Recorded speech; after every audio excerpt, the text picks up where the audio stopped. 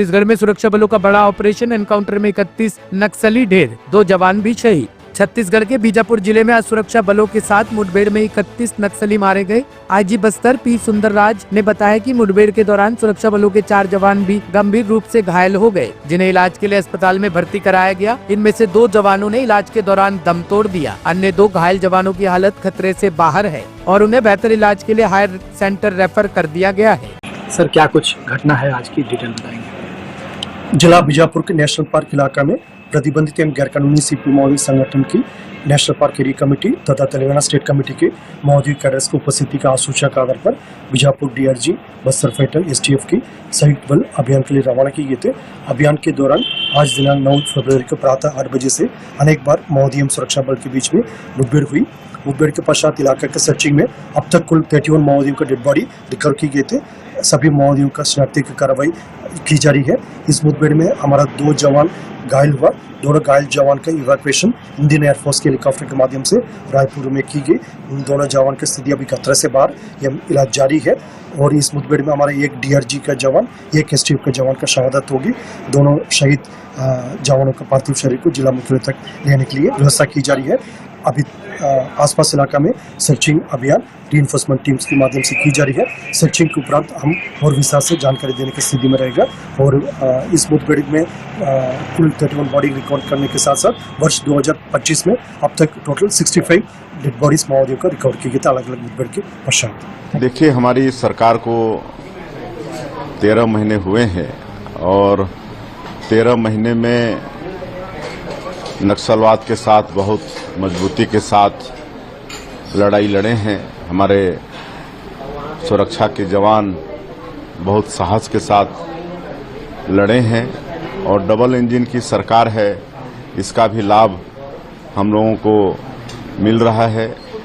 और आज मतलब बीजापुर जिले में जो नेशनल पार्क एरिया है वहाँ पर मुठभेड़ हुआ है, जिसमें 31 नक्सलियों का 100 बरामद हुआ है। और इस ऑपरेशन में हमारे डीआरजी, एसटीएफ और बस्तर फाइटर का ये जॉइंट ऑपरेशन था। तो मैं ये तीनों डीआरजी, एसटीएफ और बस्तर फाइटर्स के जवानों को बहुत बहुत उनके साहस को सलाम करता हूं, उनको बधाई देता हूं। और 2 हमारे जवान शहीद हुए हैं, उनको भी हम विनम्र श्रद्धांजलि अर्पित करते हैं। भगवान से प्रार्थना है कि उनकी मृतात्मा को, उनकी आत्मा को भगवान अपने चरणों में स्थान दें। और दिल्ली की मुख्यमंत्री आतिशी ने दिया इस्तीफा, नई विधानसभा गठन की राह साफ। दिल्ली की मुख्यमंत्री आतिशी ने आज अपने पद से इस्तीफा दे दिया। जानकारी के मुताबिक वह आज सुबह करीब 11 बजे राजभवन पहुंची और उपराज्यपाल से मुलाकात कर उन्हें अपना इस्तीफा सौंपा। इस्तीफा स्वीकार किए जाने के बाद उपराज्यपाल ने दिल्ली विधानसभा को भंग करने की अधिसूचना जारी कर दी, जिससे नई विधानसभा के गठन का रास्ता साफ हो गया।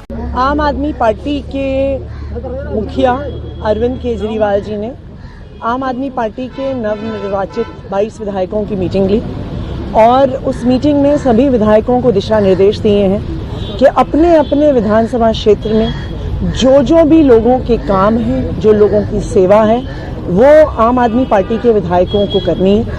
लोगों ने आम आदमी पार्टी के 22 विधायकों पे भरोसा दिखाते हुए उन्हें जिता के भेजा है और अब हमारी जिम्मेदारी है उनकी सेवा करना, उनकी समस्याओं का समाधान करना।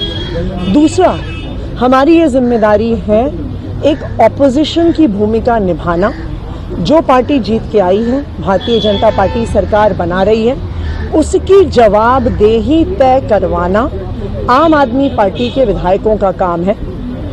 भारतीय जनता पार्टी ने वादा किया कि पहली कैबिनेट की बैठक में 2,500 रुपए की स्कीम पास की जाएगी और 8 मार्च तक दिल्ली की सभी महिलाओं के खाते में 2,500 रुपए आ जाएंगे। तो आम आदमी पार्टी इस पर भारतीय जनता पार्टी की जवाबदेही को सुनिश्चित करेगी। दिल्ली की हर महिला को भारतीय जनता पार्टी से ये 2,500 रुपए 8 मार्च तक आम आदमी पार्टी दिलवा के रहेगी और हम ये भी सुनिश्चित करेंगे कि जो काम आम आदमी पार्टी ने पिछले 10 साल में किए हैं, भारतीय जनता पार्टी उन कामों को रोक ना पाए। और हम भारतीय जनता पार्टी को ये कहना चाहेंगे कि जैसा उन्होंने वादा किया था कि सभी दिल्ली वालों को ना सिर्फ फ्री बिजली मिलेगी, 300 यूनिट फ्री बिजली मिलेगी, सभी सुविधाएं जारी रहेंगी, सरकारी स्कूल अच्छे रहेंगे, मोहल्ला क्लिनिक में फ्री इलाज चलता रहेगा, सरकारी अस्पतालों में सारा इलाज फ्री चलता रहेगा।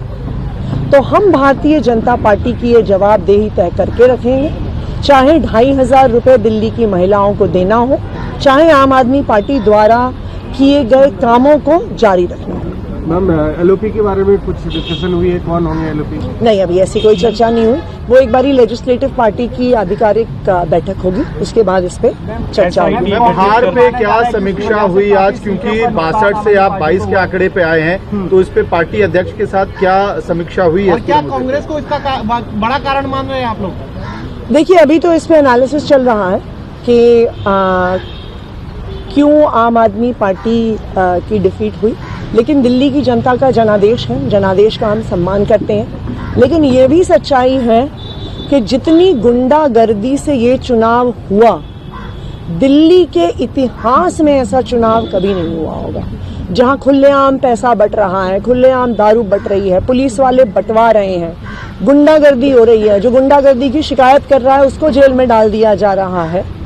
तो दिल्ली ने आज तक, और ये आम आदमी पार्टी नहीं कह रही है, ये दिल्ली के लोग कह रहे हैं, तो ये तो बिल्कुल साफ है कि इसमें गुंडागर्दी की एक भूमिका रही, प्रशासन की भागीदारी की एक भूमिका रही।